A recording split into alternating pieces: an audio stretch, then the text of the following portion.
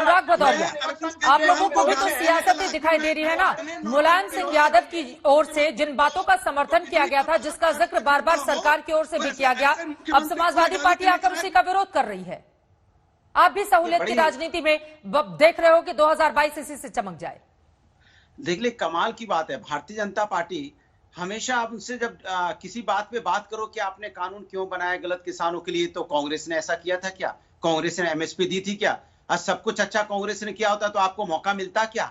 आपको मौका तो तभी मिला है ना जब उनसे गलती हुई है, आपको ठीक करना है। आप कांग्रेस आपकी आइडल हो गई आज की डेट में।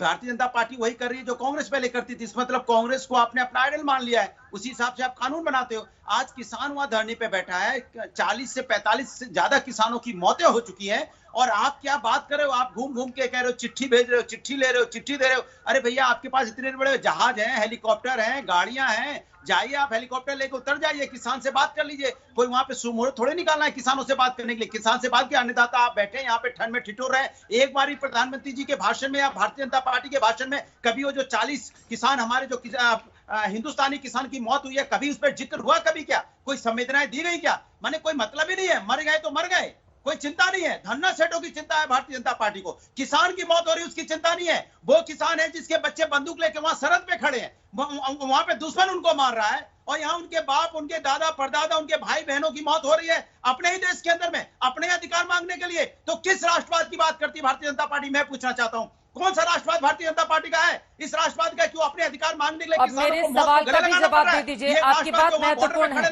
गंभीर भी है अनुराग जी, लेकिन अब इससे आगे बढ़ते हुए, मुलायम सिंह यादव जी तो समाजवादी पार्टी में सबसे बड़ा चेहरा है ना।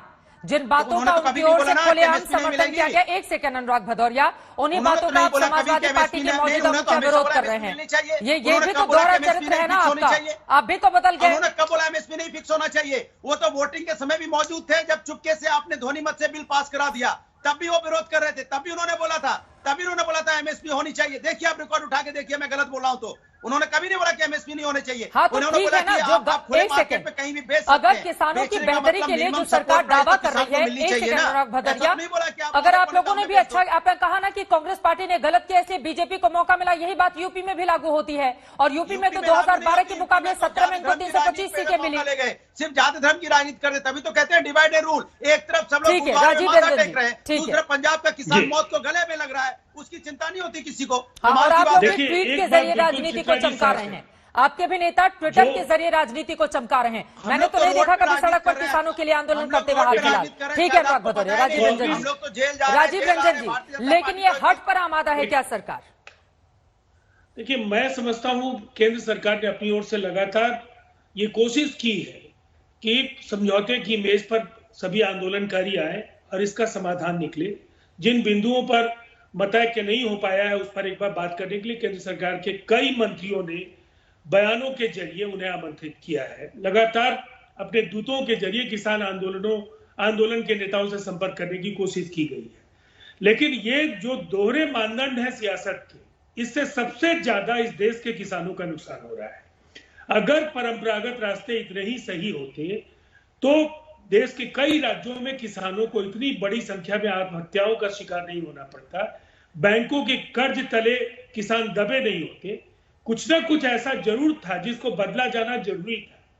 और अगर सब कुछ ठीक था तो कांग्रेस ने केवल मैनिफेस्टो में नहीं कहा, 2012 27 दिसंबर को बाजाबता कांग्रेस के उस दौर में 12 जो कांग्रेस शासित राज्य थे, उन्होंने फ्रूट और वेजिटेबल्स को 15 जनवरी 2013 से एपीएमसी एक्ट के बाहर निकालने का फैसला किया। अभी मैं आप पार्टी को भी सुन रहा था, 2015 में जो आलू से जो ये आलू के चिप्स बनने वाले हैं, हाँ, और उसके बीच का जो फासला है उसको लेकर के राहुल गांधी जी ने जिस तरह की बातें, लच्छेदार बातें कही और किसानों को सीधे कॉर्पोरेट घरानों से अपना माल बेचने की बात कही, मुझे लगता है ये सुविधा की राजनीति है। और निसंदेह 1 लाख करोड़ के आसपास का नुकसान इस देश को इस आंदोलन की वजह से हो गया है। इस आंदोलन के नेताओं को भी उन नेताओं से पल्ला छुड़ाना चाहिए, चाहे वो शरद पवार की पार्टी हो, चाहे वो अरविंद केजरीवाल जी की पार्टी हो या कांग्रेस की पार्टी हो। अगर किसान आंदोलन केवल किसान नेताओं के हाथ में होता तो निसंदेह इसका ज्यादा बेहतर लाभ किसानों को मिलता है।